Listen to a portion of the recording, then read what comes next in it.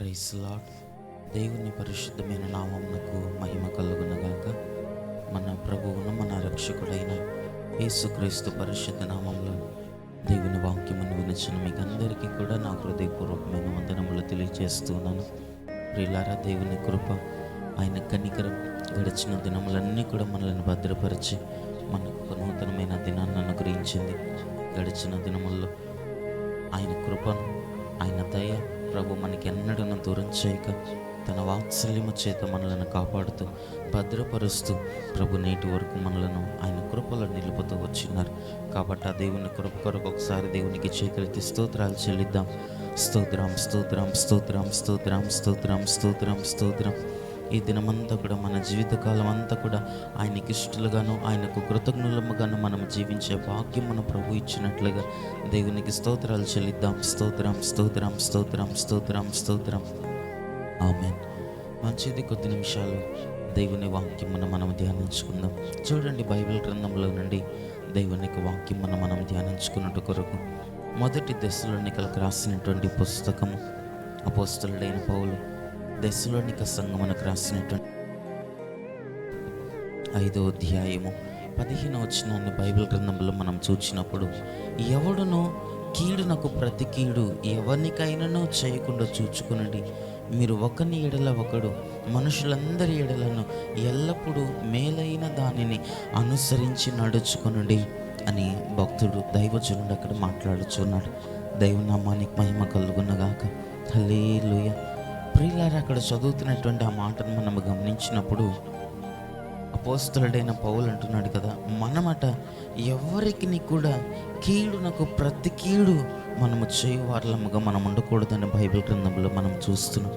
కీడునకు ప్రతి కీడు చేసేటువంటి మనస్సు మనలో ఉండకూడదని, ఒకరి ఎడల ఒకరు మనుషులందరి ఎడల ఎల్లప్పుడూ మేలైన దానిని మీరు చేయాలి, మేలైన దానిని అనుసరించి నడుచుకోనండి అని దేవుని వాక్యం మనకి ఈరోజున సెలవిస్తున్నది. మన యొక్క ఆత్మీయ జీవితాల్లో ప్రతి మనుషునికి కూడట ఎల్లప్పుడూ కూడట మనం మేలైన దాన్ని మనము చేయవార్లముగా ఉండాలి. అప్పుడే మనము కృపను పొందుకొనగలుగుతాం. దయను దేవుని దగ్గర మనం పొందుకొనగలుగుతామంట. దేవునికి కుమారులముగా మనం మార్చబడగలుగుతాం.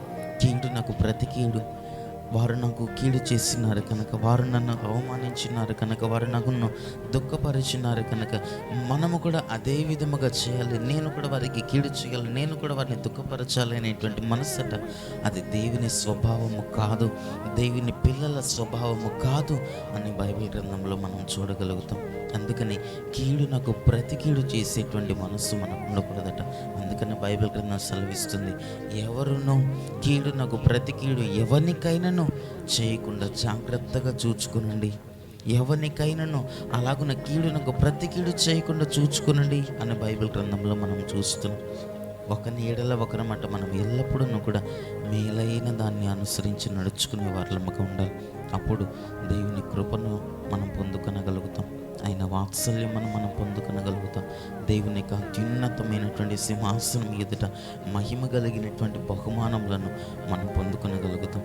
ఈ రోజుల్లో అనేక మంది వారి యొక్క ఆత్మీయ జీవితాల్లో దేవుని యొక్క స్వభావం, దేవుని యొక్క మనస్సును గ్రహించక, దేవుని యొక్క మనస్సు, దేవుని యొక్క స్వభావం, దేవుని యొక్క మంచి క్రియలు తమలో తాము నింపుకొనక దేవుడు చేసినట్లుగా మేలు చేసేటువంటి వారులుగా కనబడగా బైబిల్ గ్రంథంలో మనం చూసినప్పుడు ప్రభువట ఈ లోకములో ఆయన ఉన్నప్పుడు ఆయన ప్రతి ఒక్కరికి కూడా మేలు చేస్తూ ఉన్నాడట. ప్రతి మనుషునికి కూడా మేలు చేస్తూ ఆయన సంచారం చేశాడట. మనము కూడా మన యొక్క ఆత్మీయ జీవితాల్లో ఎదుటి వారికి కీడు చేసేటువంటి వారలముగా మనం ఉండకూడదట, వారికి మేలు చేసేటువంటి వారలముగా ఉండాలి. ఎదుటి వారి కీడును కోరుకునేటువంటి వారలముగా ఉండకూడదట, ఎదుటి వారి నాశనమును కోరుకునే వారలముగా ఉండకూడదట. మనము వారి కొరకు బైబిల్ గ్రంథంలో మనం ఇంకా చూస్తే మన శత్రువుల కొరకు కూడా మనం ప్రార్థన చేయాలి అని బైబిల్ గ్రంథం మనకు సెలవిస్తుంది. మనకి కీడు చేసిన వారి కొరకు కూడా దేవుని దగ్గర మనం ప్రార్థించాలి అనే లేఖన భాగంలో మనం చూడగలుగుతున్నాం. కనుక అటువంటి స్వభావమును ఈ చివరి దినాల్లో మనము కలిగి ఉండినప్పుడు ప్రభు కృపను మనం పొందుకొనగలుగుతాం.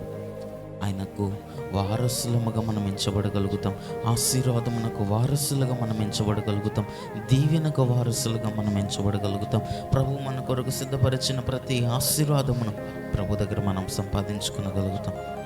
కానీ అనేక మార్లు మనము కీడుకు ప్రతి కీడు చేసేటువంటి వారులముగా ఎదుటి వారికి వారు మనకు కీడు చేస్తున్నారు, వారు నన్ను అవమానించినారు, వారు నన్ను దుఃఖపరిచినారు కనుక నేను కూడా అటువంటి కార్యములనే చేయాలనేటువంటి మనస్సుతో అనేక మార్లు మనం నడుస్తూ ఉంటాం. ఇక మీదటైనా అటువంటి మనస్సును మనము తీసివేసుకొని ప్రాచీన స్వభావమును మనం వదులుకొని క్రీస్తు యేసు స్వభావమును మనం ధరించుకున్నప్పుడు, దేవుని మనస్సును మనము కలిగి ఉండినప్పుడు దేవుడు మన కొరకు సిద్ధపరిచిన ప్రతి ఆశీర్వాదాన్ని ఈ లోకంలో మనం సంపాదించుకోగలుగుతాం.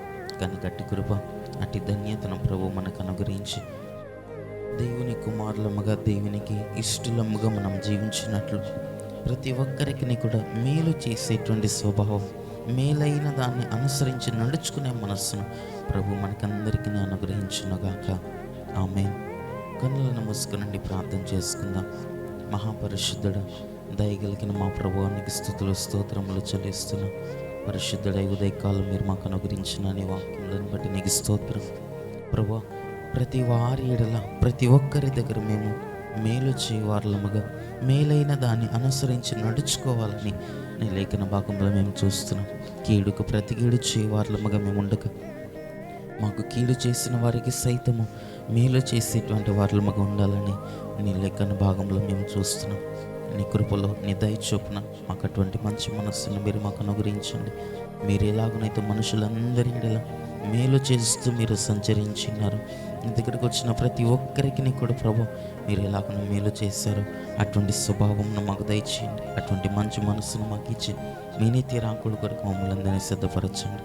కృప చేతున, దయచేతును మమ్మల్ని నింపి వాక్యం విన్నటువంటి ప్రతి ఒక్కరిని మీరు ఆశీర్వదించి మా జీవిత కాలం అంతా నీ కృపాక్షేమంలో మమ్మల్ని వెంబడించినట్లుగా మాకు సహాయం ఇచ్చి మేలైన దాన్ని చేయి మంచి మనస్సులను, మంచి మనస్సాక్షిని మీరు మాకు ఇచ్చి మీ నీతి రాకుడు కొరకు మమ్మల్ని అందరినీ సిద్ధపరచమని ఈ దినమంతా చేస్తున్న ప్రతి పనిలోనూ, ప్రతి దానిలోనూ నీ కృపను మాకు తోడుగా ఉంచండి. నీ వాత్సల్యమును మాకు తోడుగా ఉంచి క్షేమమున, కనికరమును మాకు అనుగ్రహించమని యేసయ్య నామములో ప్రార్థించి అట్టి కృపను పొందుకుని నామ తండ్రి.